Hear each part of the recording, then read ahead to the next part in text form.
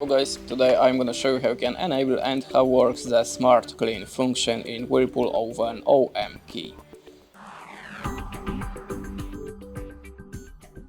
So the Smart Cleaning is located here, the first option on the left side, as you can see now it's activated. And now how it works, the action of the steam released during this special low temperature cleaning cycle allows dirt and food residues to be removed with easy.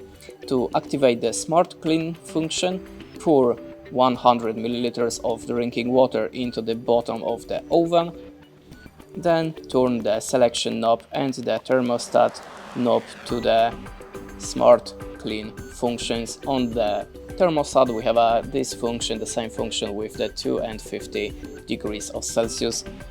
And that's it. Thanks for watching, leave us a like or a comment and goodbye.